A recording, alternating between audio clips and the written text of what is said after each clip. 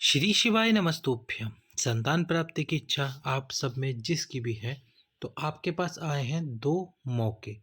कौन से हैं ये दो मौके? और ये हैं कार्तिक प्रदोष के मौके। आप सभी जानते हैं कि कल है कार्तिक प्रदोष 18 अक्टूबर और धनतेरस का विशेष दिन। तो आपको इस 18 अक्टूबर कार्तिक प्रदोष के दिन करना है ये उपाय। प्रदोष काल में कैसे करना है उपाय, वही हम आपको बताने वाले हैं। उपाय अच्छे से समझाने वाले हैं। वीडियो लाइक करके चैनल सब्सक्राइब करके शेयर कर दीजिए। सबसे पहले तो अब हम आपको बताते हैं उपाय।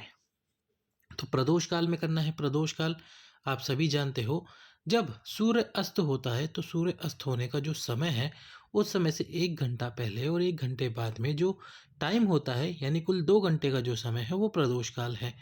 प्रदोष काल कैसे? जैसे सूर्य मान लीजिए शाम को 5:30 बजे अस्त होता है, तो इससे 1 घंटा पहले 4:30 बजे से और इसके 1 घंटा बाद 6:30 बजे तक, तो ये जो 2 घंटे का समय होगा 4:30 बजे से लेकर 6:30 बजे तक का, ये प्रदोष काल कहलाएगा। अब इस प्रदोष काल में ये 2 घंटे का समय आपको, जब आप उपाय करेंगे जाकर, क्या करना है आपको? संतान प्राप्ति की इच्छा है, कई वर्षों से प्रयास कर रहे हो, तो कार्तिक प्रदोष पे ये कार्य करो। एक कलश जल ले लो। अब इस एक कलश जल पे आपको एक कटोरी रखनी है, छोटी सी। छोटी सी कटोरी रखना बिल्कुल, जो इस कलश के ऊपर आ जाए, और उसमें आपको डालना है दूध। क्या डालना है? दूध। अब दूध डालने के साथ ही आपको एक बेलपत्र लेना है। क्या लेना है? एक बेलपत्र और एक चावल का दाना। चावल का दाना और बेलपत्र लेके अब आपको जाना है, जब आप शिव मंदिर के लिए प्रस्थान करोगे, शिव मंदिर के लिए जाओगे, तो कलश के ऊपर कटोरी रखकर और एक प्लेट में ये बेलपत्र और चावल रखकर अपने घर से बाहर निकलोगे। बाहर निकल कर अब आपको सबसे पहले भगवान शंकर के मंदिर की जो चौखट है उस चौखट पर जाकर खड़े हो जाना है। तो इस प्रकार से आप भगवान शंकर के मंदिर की चौखट पर खड़े हो। अब यहाँ पर खड़े होकर आपको सबसे पहले तो अपनी कामना बोलनी है। मंदिर में प्रवेश करने से पहले आपको अपनी कामना बोलनी है। और कामना क्या है? संतान प्राप्ति की कामना, जो कि आपकी विशेष कामना है, जो आप कई वर्षों से प्राप्त करना चाहते हो। तो यहाँ पर खड़े होकर आपको अपनी कामना बोलनी है। कामना बोलते हुए बाबा से प्रार्थना करना और तुमरुकेश्वर महादेव का नाम लेना। कौन से महादेव? तुमरुकेश्वर महादेव। तुमरुकेश्वर महादेव का नाम लेते हुए आपको ये कार्य करना है। तुमरुकेश्वर महादेव का नाम लो और नाम लेकर अपनी कामना बोलकर फिर आपको शिव मंदिर में प्रवेश कर जाना है। अब प्रवेश करने के बाद आपको क्या करना है? भगवान शंकर के शिवलिंग में माता अशोक सुंदरी का स्थान आप सभी जानते हो। नहीं जानते हो तो हम आपको बता देते हैं, ये है माता अशोक सुंदरी का स्थान। दक्षिण दिशा में खड़े होना है। अब आप पूछोगे दक्षिण दिशा कौन सी होती है? तो जो ये शिव मंदिर होता है और जो शिव जी की जलाधारी होती है, तो ये जलाधारी उत्तर की तरफ होती है, और जब आप दक्षिण दिशा में खड़े होंगे तो इस प्रकार से आपको भगवान शंकर दिखाई देंगे। अब आपको क्या करना है?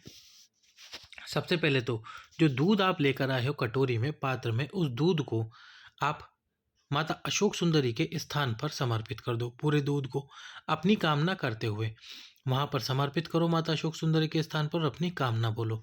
अब आपको जो कलश है आपके पास में जिसमें जल है उसको समर्पित करना है। उस कलश के जल को समर्पित करना है भगवान शंकर के शिवलिंग पे। दोनों हाथों से इस कलश को पकड़कर इसका जल शिवलिंग पे समर्पित करो और तुमरुकेश्वर महादेव का नाम लो। कौन से महादेव? तुमरुकेश्वर महादेव का नाम लो। तुमरुकेश्वर महादेव का नाम लेते हुए आपको ये कार्य करना है। जब पूरा जल आप समर्पित कर दो, उसके बाद में जो आपके पास में एक चावल का दाना है वो समर्पित करना है अपनी कामना करते हुए माता अशोक सुंदरी के स्थान पर, और जो बेलपत्र है वो समर्पित करना है भगवान शंकर के शिवलिंग पर। शिवलिंग पर बेलपत्र समर्पित करते हुए आपको अपनी कामना बोलनी है, और बेलपत्र की जो डंडी है वो आपको अपने विपरीत में रखनी है। इस प्रकार से करना है आपको ये उपाय, जो कि संतान प्राप्ति की कामना के लिए है और कार्तिक प्रदोष के दिन किया जाता है, कार्तिक के विशेष दिन किया जाता है। इस प्रकार से करना है ये उपाय। चलते हैं हमारे इस वीडियो के दूसरे उपाय की तरफ। अब दूसरा जो उपाय है वो है विशेष मनोकामना के लिए। यदि आपकी कोई विशेष कामना है, और यदि कोई ऐसा व्यक्ति है जिसको आपने धन उधार दिया पर वे वापस नहीं लौटा रहा है, या फिर आपकी कोई विशेष कामना है, तो फिर आप इस उपाय को करो। एक शमी पत्र ले लो और एक काला तिल ले लो। अब यदि कामना से करोगे तो शमी पत्र और काले तिल को माता अशोक सुंदरी के स्थान पर समर्पित करो अपनी कामना बोलते हुए, अपनी मनोकामना बोलते हुए। और जिस व्यक्ति ने पैसा ले लिया है, यानी कि जिस व्यक्ति ने आपका पैसा ले लिया है, वह आपको अपना पैसा दे नहीं रहा, आपका पैसा नहीं दे रहा, उधार लिया था, तो उस व्यक्ति का नाम लेते हुए आपको क्या करना है, भगवान शंकर के शिवलिंग पे वो काला तिल और शमी पत्र समर्पित कर देना है। यदि आपके पास में शमी पत्र ना हो तो फिर आप शमी पत्र के स्थान पर एक चावल का दाना समर्पित करें और चावल का दाना समर्पित करते हुए उस व्यक्ति का नाम लें। तो इस प्रकार से करना है आपको ये कार्तिक प्रदोष का उपाय। अब कार्तिक प्रदोष का तीसरा उपाय। अब ये जो तीसरा उपाय है ये है, मान लीजिए कि आप किसी कार्य के लिए जा रहे हैं और आप चाहते हैं कि आपका वह कार्य सिद्ध हो और कार्य आपको बाद में करने के लिए जाना है। जैसे कि मान लो आज कल प्रदोष है, अब आप प्रदोष पे उपाय कर लो और उसके बाद में उपाय करने के बाद में ये कार्य करके रखना। तो जैसे मान लो आपका कोई कार्य है, आप वह कार्य करने जाने वाले हो और आप चाहते हो कि ये काम हो ही जाए, इस काम को टालना, ये काम टले नहीं, ये काम अच्छे से हो जाए, तो फिर आपको चंदन लेना है और प्रदोष के दिन भगवान शंकर के शिवलिंग के पास में जाना है।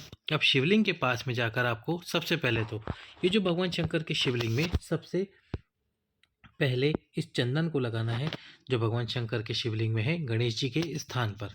कहाँ पर लगाना है ये चंदन? गणेश जी के स्थान पर। गणेश जी का स्थान कौन सा होता है? ये जो सीधे हाथ वाला स्थान होता है शिवलिंग में, ये गणेश जी का स्थान है, ये कार्तिकेय जी का स्थान है, ये माता अशोक सुंदरी है, ये भगवान शंकर की अर्धांगिनी माँ आद्य शक्ति माँ जगतजननी माँ पार्वती का स्थान है और ये शिवलिंग है। तो अब आपको क्या करना है, सबसे पहले चंदन लगाना है भगवान गणेश जी के स्थान पर, उसके बाद में चंदन लगाना है कार्तिकेय जी के स्थान पर, फिर चंदन लगाना है माता अशोक सुंदरी के स्थान पर, फिर आपको माँ आद्यशक्ति के स्थान पर चंदन लगाना है और फिर शिवलिंग पे चंदन लगाना है। चंदन जब आप ये 5 स्थान पर लगा दो, इसके बाद में एक कटोरी, खाली कटोरी लेना और उस कटोरी में आपको क्या करना है, ये जो चंदन आपने लगाया गणेश जी कार्तिकेय जी के स्थान पर, इसमें से उंगली से थोड़ा थोड़ा चंदन उस कटोरी में निकाल कर रख लेना। कटोरी में चंदन निकाल के रख लेना। अब यदि आपका कार्य कल परसों में यानी कि अगले दिन ही है तो आप उस चंदन को अपने मस्तक पर लगा के जाओ, एक बिंदी अपने मस्तक पर लगा लो। यदि काम बाद में है तो उस कटोरी को ढक कर रखो, जब चंदन उसमें सूख जाएगा तो आप जब जाओ अपने कार्य के लिए तो फिर उस कटोरी में थोड़ा सा जल डालकर उस जल से चंदन को गीला कर कर उसकी एक बिंदी अपने मस्तक पर लगा कर जाओ और बाबा से कहो कि मैं इस कार्य के लिए निकल रहा हूँ, मेरा ये कार्य जरूर सफल कराना। तो इस प्रकार से आपको प्रदोष के दिन करना है ये उपाय। अब प्रदोष का अंतिम उपाय जो कि है विशेष से भी विशेष मनोकामना के लिए, और वो क्या है, एक कटोरी आपको सरसों का तेल ले लेना है। अब ये कटोरी सरसों का तेल लेकर प्रदोष काल में पहुंच जाना है भगवान शंकर के मंदिर में। प्रदोष काल में शिव जी के मंदिर में जाकर आपको सबसे पहले उस कटोरी से जो तेल है उस कटोरी में उसको आपको समर्पित करना है शिवलिंग पर। शिवलिंग पर वो सरसों का तेल समर्पित करो, जो भी आपके मन में कामना है उस कामना का स्मरण करते हुए। जब आप वो तेल समर्पित कर दो उसके बाद में आपको 3 उंगलियों से, जब तेल शिवलिंग पर बह रहा होगा तभी उस कटोरी को साइड में रखकर अपनी 3 उंगलियों से त्रिपुंड का निर्माण करना है अपनी कामना करते हुए।